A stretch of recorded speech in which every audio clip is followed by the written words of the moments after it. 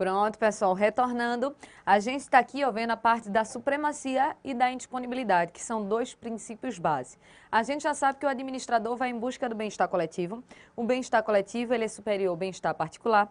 É daí que nasce a supremacia do interesse público sobre o interesse privado, onde vai trazer prerrogativas ao administrador, não pelo fato dele ser administrador, mas pelo fato dele usar essas prerrogativas para alcançar o bem-estar coletivo. Mas a gente tinha parado no outro princípio, no princípio da indisponibilidade, que eu te disse o seguinte, poder dispor é poder fazer o que você quiser. Mas quando você não é o dono, você não pode fazer o que você quiser, então você não pode dispor. Se você não pode dispor, existe a tal da indisponibilidade. O que é indisponibilidade? É não poder fazer o que você quiser. Aí eu acabei o bloco passado perguntando o seguinte, um governador, ele pode usar do dinheiro público? A resposta é claro, ele tem que usar do dinheiro público. Diz, como é, professora, que vai usar? Ele tem que usar do dinheiro público. Sabe por quê, pessoal? Porque ele tem servidor para pagar, ele tem área de educação para investir, área da saúde para investir, ele tem que usar do dinheiro público. Agora, olha como muda de figura. Ele pode usar do dinheiro público para aquilo que ele quiser e bem entender. Aí não é isso. Ele só pode usar do dinheiro público pensando no que é melhor para o interesse público, que é o chamado interesse coletivo. Perceberam que são duas coisas completamente diferentes, usar e usar para o que quiser. Então vem comigo que a gente vai anotar esses pontos daqui. Vindo para cá, a gente tem disponibilidade. Já sabe que indisponibilidade é não poder dispor, ou seja, é não poder fazer o que você quiser, porque o administrador ele faz, só que ele faz o que é melhor para o interesse público. Então perceba, enquanto com a indisponibilidade eu estou trazendo prerrogativas ao administrador, com a indisponibilidade do interesse público, eu estou fazendo a esse administrador restrições. Então, é um morde-a-sopra. Estão percebendo? O administrador ele recebe prerrogativas para alcançar o bem-estar coletivo, mas para poder não se desvirtuar, não sair desse bem-estar coletivo, ele também vai sofrer restrições com a chamada indisponibilidade. Aí tem uma autora chamada de Maria Silvia Zanella Di Pietro, que ela diz o seguinte, ela fala nas duas coisas que sustentam o regime jurídico administrativo. Deixa eu puxar para cá. Então, Maria Silvia Zanella Di Pietro, ela diz, por exemplo, o seguinte, o regime jurídico administrativo, que é o conjunto de normas e princípios, diz ela que esse regime jurídico administrativo é sustentado por um binômio. É sustentado por um binômio, é sustentado por uma dualidade. Perceba, minha gente, é fácil. Binômio é o quê? 2. Dualidade é o quê? 2. Então, quais são as duas coisas que sustentam o regime jurídico administrativo? As duas coisas que sustentam o regime jurídico administrativo são as prerrogativas e as restrições. As prerrogativas e as restrições. Só para ficar bem explicado, essas prerrogativas daqui eu dou com a supremacia. Já as restrições são feitas em virtude da indisponibilidade.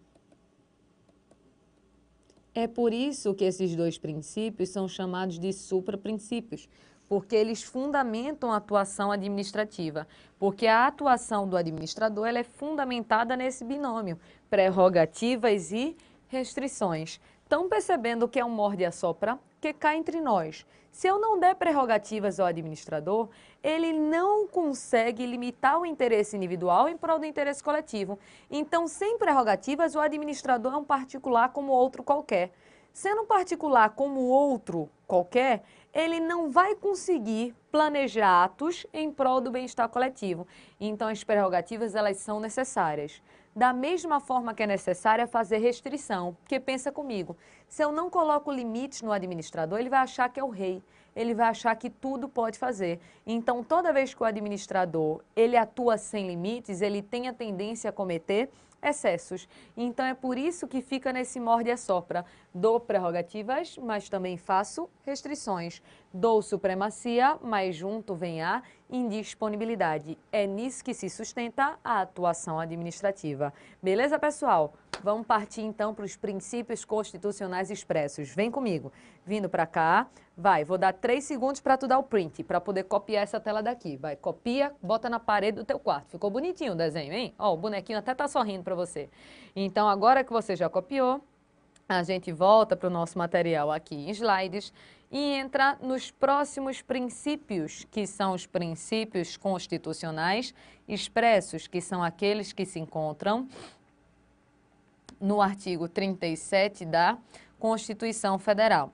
Não gosto muito de ficar lendo slide, mas aqui é necessário. É um slide que a gente tem que ler, porque é um artigo super famoso da Constituição. Ele diz assim, ó, a administração pública direta e indireta de qualquer dos poderes da União, dos Estados, do Distrito Federal e dos municípios, obedecerá aos princípios da legalidade, impessoalidade, moralidade, publicidade e eficiência. Tá, professora? Lê, eu sei ler, mas esse daqui era necessário a gente fazer uma leitura junto. Mas vamos devagarzinho aqui nele. Ele está falando em administração pública. Existe a administração pública direta e indireta. Esse assunto do que é administração direta e o que é administração indireta não é assunto de princípios, é assunto de organização administrativa. Mas só para a gente já ir dando nome aos bois aqui, vamos saber quem danado faz parte da administração direta, quem danado faz parte da administração indireta. A administração direta é formada pelos entes políticos. Quem são? União, isso, continua comigo, estados, qual o próximo, pessoal? Isso, Distrito Federal e, por fim, os municípios.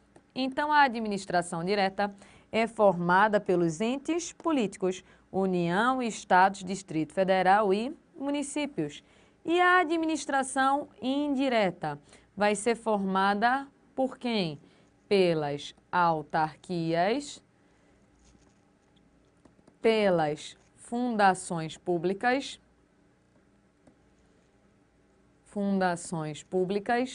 vou resumir aqui, tá? Pelas empresas públicas, pelas sociedades de economia mista.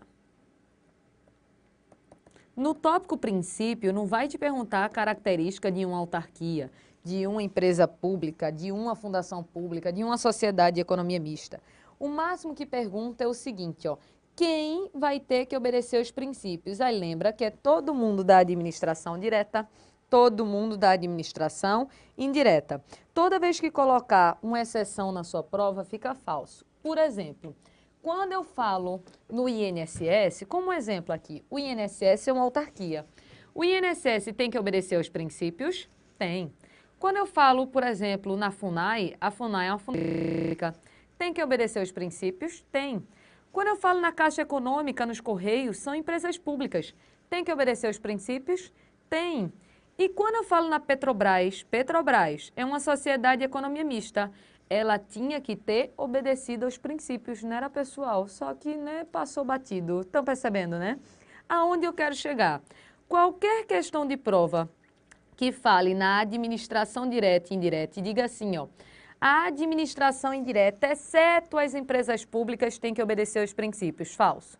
A administração direta e indireta, exceto aquelas de direito privado, falso. Não existe exceção, porque toda a administração direta, toda a administração direta, toda a administração indireta, sem exceções, botou exceção é falso na sua prova, vai ter que obedecer a alguns princípios. E quais são esses princípios? A Constituição enumera 5 princípios aqui, ó. princípio da, deixa eu só mudar aqui para caneta, princípio da legalidade, princípio da impessoalidade, princípio da moralidade, princípio da publicidade e princípio da eficiência. Perceba, esses princípios, eles estão escritos no artigo 37. É por isso que eles são chamados de princípios constitucionais, o quê? Expressos. Por que expressos? Porque quando você pega o artigo 37 da Constituição, eles estão aqui escritos. Aí eu tenho 5 princípios, aí percebe o raciocínio. Legalidade, impessoalidade, moralidade, publicidade e eficiência. Se você olhar para a inicial de cada um deles, ele vai formar a sigla do LIMP. Quem já estudou isso daqui está entediado, porque diz, meu Deus, LIMP de novo, mas é necessário eu falar do LIMP. Só que, veja bem, os princípios constitucionais expressos, veja que eles são esses daqui, ó. Eles formam a sigla do LIMP. É muito comum, até nos dias de hoje, perguntar o seguinte, ó, marque a alternativa em que não consta um princípio constitucional expresso. Eu vou logo te dizer uma coisa. Na Constituição, além desses princípios do LIMP, existem outros? Claro que existem outros. Quando você estuda constitucional, lá no artigo 5º, por exemplo, que é aquele artigo que não acaba nunca, né? Pronto, esse daí mesmo. Aí você tem o princípio do contraditório, da ampla defesa, do devido processo legal, não é isso? Então tem vários princípios. Só que esse artigo 37, ele inicia um capítulo lá na Constituição falando da administração pública. Então, quando fala em princípios em direito administrativo em relação à Constituição, ele não quer saber qualquer princípio da Constituição. Ele quer saber os princípios da Constituição que se aplicam à administração pública. E esses princípios são os princípios do LIMP: legalidade, impessoalidade, moralidade, publicidade e eficiência. Então, cai um monte de questão assim, ó. Marque aquele que não é um princípio constitucional expresso. É só lembrar o que não é LIMP. Aí ele bota a letra A, legalidade, letra B, impessoalidade, letra C, moralidade, letra D, publicidade e letra E, motivação. Aí você marca a motivação. Nem importa você saber na hora o que é motivação, mas não está no LIMP, não é um princípio constitucional expresso, vai ser um princípio implícito. Só que aí tu diz, professora, tu quer essa questão na prova da gente? Deus me livre, cair uma questão dessa na sua prova. Aí diz, mas professora, eu vou acertar, eu não tenho dúvida. Você vai acertar, só que tem um problema. Vai acertar você, todos vocês que estão me olhando e todo o resto do mundo. Então, questão boa de prova não é questão que todo mundo acerta. Questão boa de prova é questão que você acerta e o resto do mundo erra. Isso é uma questão boa de prova. Cá entre nós, não conta pra ninguém. Eu tô torcendo pra você. O resto, a concorrência, eu quero que se arrombe. Aí tu diz, professora, quanta maldade no coração. Cá entre nós de novo. Sabe o que eu torço para acontecer com sua concorrência no dia da prova? Eu torço que no dia da prova ela fique presa no engarrafamento, num protesto, e não chegue nem para fazer a prova. Aí eu digo, professora, quanta maldade. Mas olha meu raciocínio. Quando você vai fazer uma prova de concurso e a sala está lotada, não dá um desânimo? Tu diz, ó, quanta gente devem ter estudado mais que eu, não é isso? Agora, quando tu chega na prova de concurso que a sala tá vazia, tu se empolga, tu diz, meu Deus do céu, é minha chance, agora eu passo, é minha vez. Então não dá um ânimo, então não é que eu torço para a concorrência fazer prova ruim, eu torço para a concorrência nem chegar, porque aí você já aumenta seu espírito de vitória no início e já consegue fazer a prova mais tranquilo. Tá vendo que eu tô pensando em você? Tô pensando só em você. Então perceba o raciocínio. Essa questão daqui, você que é meu aluno vai acertar. Mas qualquer outra pessoa também, praticamente, vai acertar essa questão. Então não é boa, porque questão muito fácil, prova muito fácil, todo mundo fecha. Então você que estudou muito, fechou. Quem estudou mais ou menos, fechou. Quem estudou um pouquinho, fez uma revisão em cima da hora, fechou. Isso não mede conhecimento de ninguém. Eu não torço nem para prova fácil, nem para prova arrombando, porque quando é arrombando, arromba para todo mundo. Não é isso? Você, todo mundo se arromba junto. Então eu torço de média para difícil. Torça assim na sua prova. Então eu não quero que pergunte o LIMP na sua prova. Eu prefiro 1000 vezes que pergunte alguns pontos específicos de cada um desses princípios de forma aprofundada. E é isso que eu vou começar a fazer com você agora. Vamos começar a aprofundar. E começar pela ordem. Vamos começar pelo princípio da legalidade. Vem comigo. Vindo para cá, a gente analisa da seguinte maneira. Deixa eu grifar aqui o que a gente vai começar. A gente não quer que caia o limpo na sua prova, não é essa pergunta que a gente deseja. Deixa eu só botar aqui para dar um destaque, para dizer que a gente está aqui no princípio da legalidade. Princípio da legalidade. Mas até por questão de espaço, não é isso? Questão de espaço, vamos abrir aqui no nosso material, para você tirar mais print. Vamos começar a falar aqui, ó, do princípio da legalidade. Pode me dizer a primeira coisa que vem na sua cabeça, você vai acertar. Quando eu falo em princípio da legalidade, legalidade é o dever de obediência a quem, pessoal? Pode falar. Isso. Princípio da legalidade é o dever de obediência à lei. É esse o conceito mais tranquilo que você tem que dar. Então, pelo princípio da legalidade, existe um dever de respeito a quem? A lei. Dever de respeito à lei. Só que cuidado, quando eu falo em lei, vou até mudar de página, vou ficar indo e voltando. Vocês estudam, por exemplo, em direito constitucional o seguinte, ó, uma pirâmide das normas. Eu não vou fazer a pirâmide completa, porque só me interessa uma parte da pirâmide das normas. Veja bem, isso aqui é a pirâmide das normas no Brasil. Lá no ápice da pirâmide, qual é a norma que se encontra? Qual norma maior? Essa, a Constituição Federal.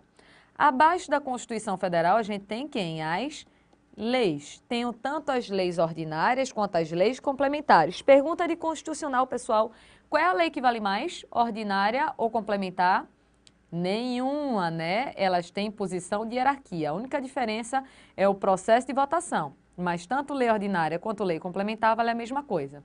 Só que embaixo das leis eu tenho diversas outras normas. Um decreto, um regimento, uma portaria, uma circular.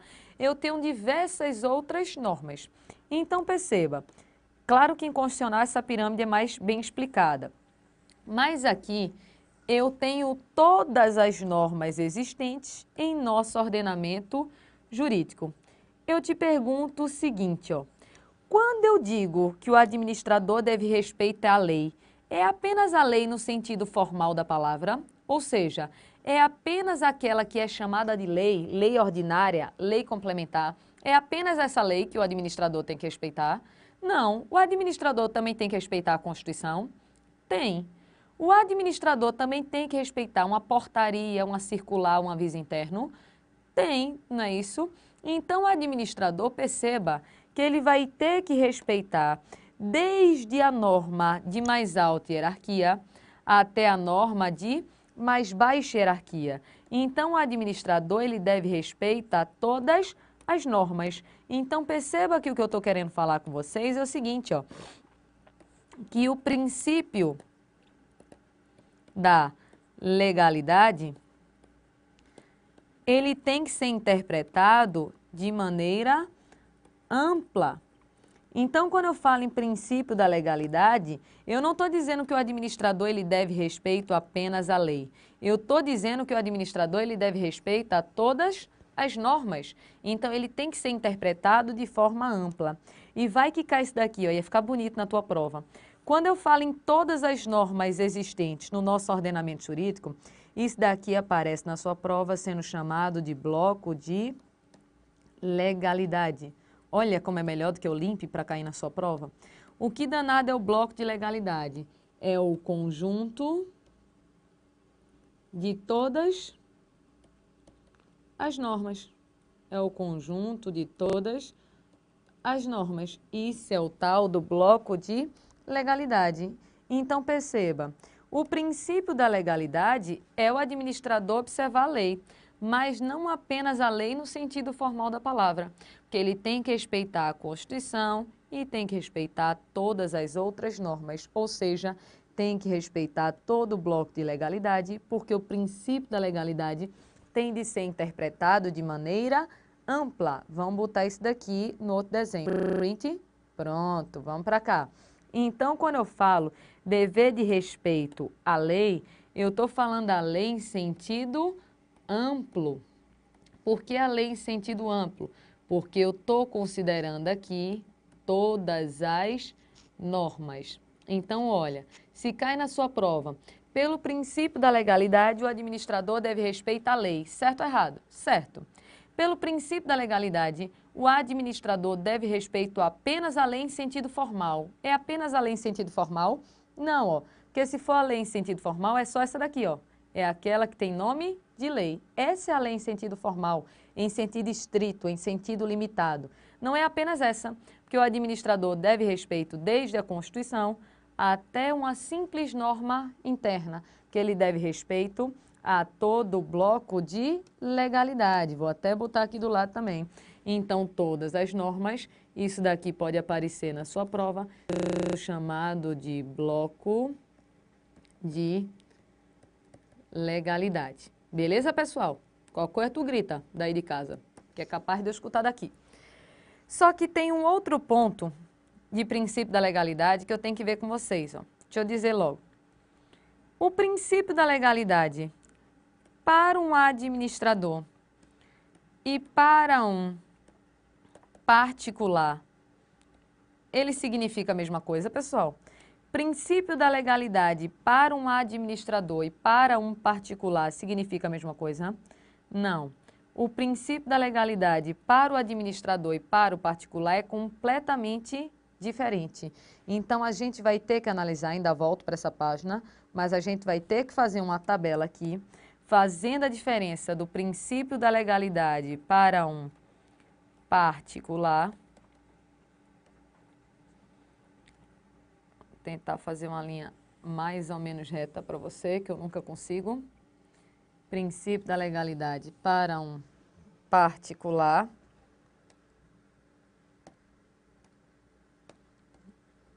E para um administrador. Para um particular e para um administrador. Deixa eu logo botar todas as linhas que eu vou precisar aqui.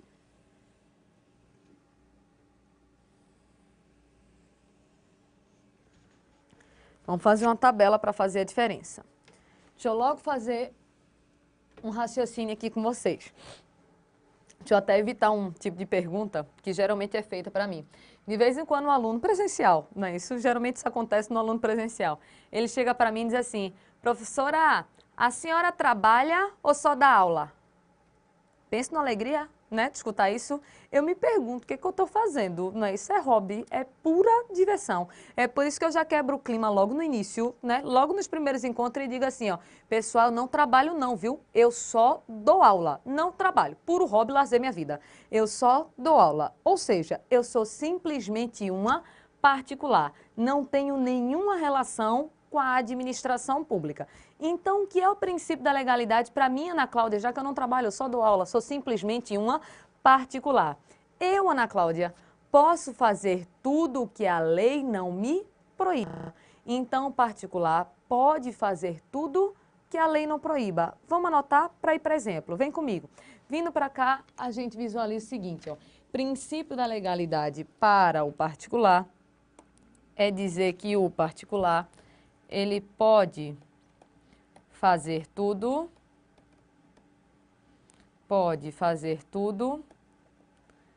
que a lei não proíba. O particular pode fazer tudo que a lei não proíba. Então, tudo que não é proibido por lei, para mim, Ana Cláudia, é permitido, já que eu sou simplesmente uma particular.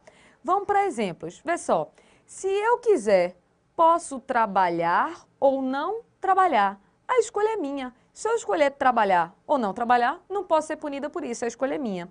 Se eu escolher, posso casar ou não casar. Já sou casada, mas assim, posso escolher casar ou não casar. Se eu resolver casar ou não casar, a escolha é minha, não vou ser punida por isso. Eu posso escolher ter filho ou não ter filho, a escolha é minha, eu não vou ser punida por isso. Estão percebendo? Então, o particular, a vida dele é feita de escolhas. E a escolha que ele fizer, de regra, não vai existir uma punição. Mas digamos que, por exemplo, eu resolvi matar a Aline. A coitada ali tá gravando, quieta no canto dela, chega de um susto quando eu apontei essa arma perigosíssima para ela. Então eu resolvi matar a Aline, a coitada não fez nada, tá ali quieta no canto dela, gravando. Isso daí eu posso fazer, minha gente? Não, porque aí tem uma lei que diz que é proibido matar alguém. Então agora, se eu mato sem motivo e sem razão, eu recebo uma punição. Estão percebendo o raciocínio? Tudo que não é proibido por lei, para mim é permitido. Tudo que não for proibido é permitido para mim. Agora, a partir do momento que a lei proíbe e eu pratico um fato proibido, aí eu recebo uma punição. Mas cá entre nós, o particular tem pouca liberdade na vida ou tem muita? Muita. O particular tem muita liberdade mesmo. Então, nesse caso, a gente diz que para o particular existe a tal da autonomia da vontade. O que é autonomia? Liberdade. Então, quando eu digo que o particular tem autonomia da vontade, eu estou dizendo que a vontade dele é livre. Ele faz da vida o que ele quiser. Bora anotar isso? Anotando aqui, a gente visualiza o seguinte, ó. Se o particular pode fazer tudo que a lei não proíba, para o particular existe a tal da autonomia da vontade. Lembra que autonomia é liberdade. Então, falou em autonomia da vontade, está falando em um particular. Com certeza não se está falando de um administrador. Sabe por quê? Porque enquanto o particular pode fazer tudo o que a lei não proíba, um administrador, ao contrário, só pode fazer o que a lei permite. Aí você pode usar o verbo que quiser, o que a lei permite, o que a lei autoriza, o que a lei manda, dá no mesmo. Então, enquanto o particular pode fazer tudo o que a lei não proíba, o administrador só pode fazer o que a lei permite. Então, o administrador é como se fosse um robô. Ele só vai atuar a partir do momento em que a lei mandar. Se a lei não mandar que ele atue, ele não faz absolutamente nada. Então, se existir uma lei e disser assim, invista na educação, o administrador vai lá, investe na educação e volta para o canto dele. Invista na saúde, ele vai lá, investe na saúde e volta para o canto dele. O administrador é um robô, é um pau mandado da lei. Ele vai fazer o que a lei mandar. Então, perceba, o administrador tem liberdade? Não, porque ele não está fazendo o que ele quer. Ele está fazendo o que a lei manda. Então, enquanto para o particular existe a autonomia da vontade, que é essa liberdade na vontade, para o administrador, o que existe é subordinação. O administrador ele é subordinado à vontade da lei. Como assim? Bora desenhar. Vindo para cá, a gente vê da seguinte maneira. Deixa eu pegar aqui. Deixa eu pegar mais uma página só. Vou voltar, tá, pessoal, para a tabela. Não se incomoda. Então, a lógica é o seguinte, ó, tem a lei. Só que a gente já sabe que a lei sozinha não adianta de nada. Essa lei ela tem que ser colocada em prática por um administrador. O que o administrador vai fazer? A gente já viu que o administrador coloca em prática os comandos da lei. Estão percebendo que essa relação, trazendo para o direito privado, é como se fosse assim, ó. A lei é o chefe e o administrador é o empregado. Estão percebendo que é mais ou menos essa lógica? Porque o administrador ele vai fazer o que a lei mandar. A lei é o chefe e a lei é o empregado. Traduzindo para uma área mais administrativa, a lei é superior. Então, o administrador, ele é o quê? Subordinado. Então, quando eu digo que o administrador é subordinado à vontade da lei, é dizer que o administrador é empregado da lei, numa linguagem mais simples, ou seja, ele vai fazer o que a lei manda. Estão percebendo o raciocínio? Então, o administrador, ele cumpre os comandos da lei. É por isso que o administrador ele é subordinado à vontade da lei. E olha só por esse desenho. O administrador está em posição de igualdade com a lei ou abaixo da lei? Abaixo, ó. Primeiro vem a lei, para depois vir a conduta do administrador. Se o administrador está abaixo da lei, a gente diz que o administrador ele atua de maneira infralegal. O que é infralegal? Infra, abaixo. Legal, lei. Então, dizer que algo é infralegal é dizer que é abaixo da lei. Aí, bora botar na tabela. Vou voltar, ó. Voltando para cá, perceba. Enquanto o particular tem autonomia da vontade, o administrador, ele é subordinado à vontade da lei. E o administrador, ele atua de maneira infralegal, ou seja, abaixo da lei. Ok esse raciocínio? Só que essa última linha aqui, ó, esse último espaço, ele está reservado para eu perguntar sobre a lacuna legislativa. Lembra que a gente já falou desse nome hoje? O que é lacuna, pessoal? Isso, ausência, né? Omissão, buraco. Legislativa é de quê mesmo, pessoal? De lei. Então, lacuna legislativa é ausência de lei. O que já caiu em uma prova de concurso foi o seguinte, ó, perguntando se a lacuna legislativa gera o mesmo efeito para o particular e para o administrador. Será que gera? No próximo bloco eu te conto.